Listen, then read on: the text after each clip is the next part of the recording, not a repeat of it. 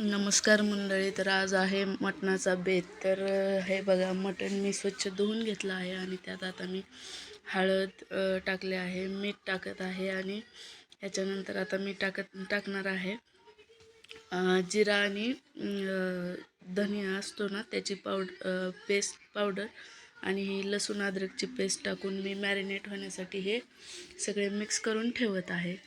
तर आता मार्गशीर्ष महिना संपला आहे, तर म्हणलं पहिल्यांदा आज आता चला मटण त्यासाठी आणले होते आणि मग मी बनवायला घेतले संध्याकाळी. हा माझा मुलगा मध्ये मध्ये करत आहे, तो ओढून घेत आहे, मी करतो आई म्हणून. तर हे बघा, अशा प्रकारे हे सगळं टाकून आपण मिक्स करून घ्यायचं आहे. हे बघा, ही जिरा आणि धनियाची पावडर आहे. ती मी एकदमच म्हणजे बारीक करून ठेवत असते, असं वापरायला येतं भाज्यांमध्ये म्हणून.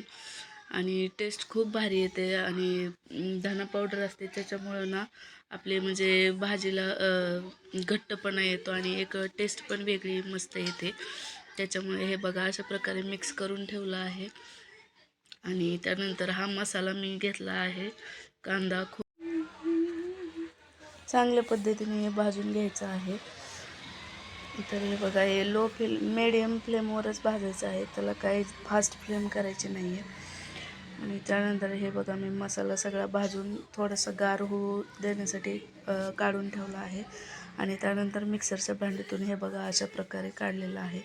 तर आता मी मटण काय आपल्याला लवकर शिजत नाही, त्याच्यामुळे कुकरमध्ये लावत असते. आणि आम्हाला म्हणजे आळणी मटण पण लागतं, त्याच्यामुळे हे बघा अशा प्रकारे मी तिखट न टाकता आळणी मटण तो रस्सा काढण्यासाठी कुकरमध्ये असं पद्धतीने फोडणी देते आणि थोडंसं ते मटण वाफलून घेते वरती पाणी ठेवून. आणि त्यानंतर कुकरचं झाकण लावते आणि हे बघा, आळणी आपलं मटण तयार झालेलं आहे.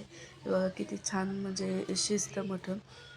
आणि त्यानंतर आता फोडणी देत आहे. तर तेल टाकलेलं आहे, तेल थोडंसं म्हणजे गरम होऊ द्यायचं. त्यानंतर तो आपण मसाला केलेला तो टाकलेला आहे त्याच्यात. तो आता व्यवस्थित तेलात हे होऊ द्यायचा, शिजू द्यायचा.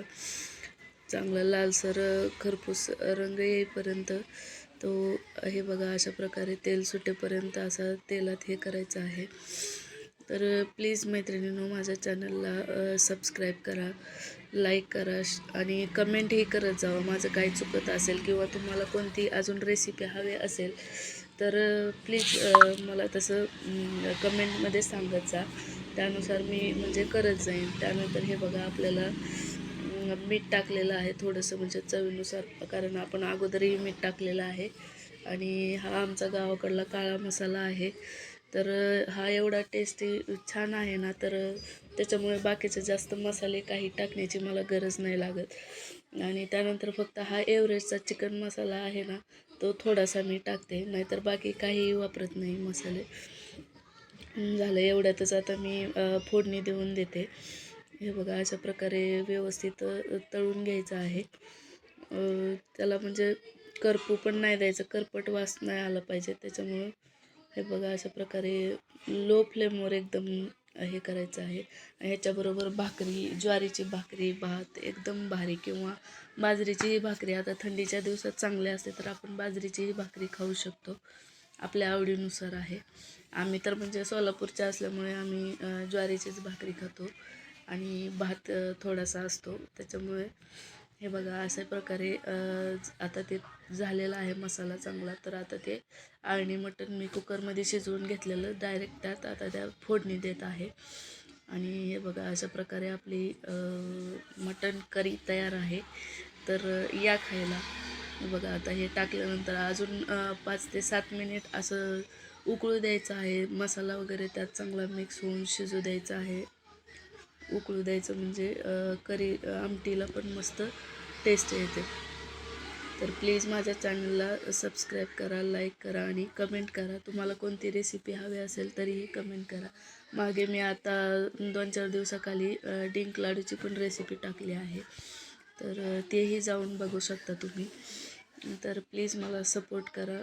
हे बघा अशा प्रकारे मटण आता ते आमटी उकळी फुटेपर्यंत मी लो फ्लेमवर ठेवलेलं आहे. तर गरम गरम म्हणजे मी बघा पलीकडं भाकरी ठेवलेली आहे. ती मला म्हणजे कडक भाकरी करून रस्स्याबरोबर खायला आवडते, त्याच्यासाठी मी तसं ठेवलेलं आहे. तुम्हाला दिसत असेल पलीकडं. तर हे बघा अशा प्रकारे उकळी फुटू द्यायची आहे आणि आपले मटण करी तयार आहे. तर ही रेसिपी तुम्ही ट्राय करून बघा आणि मला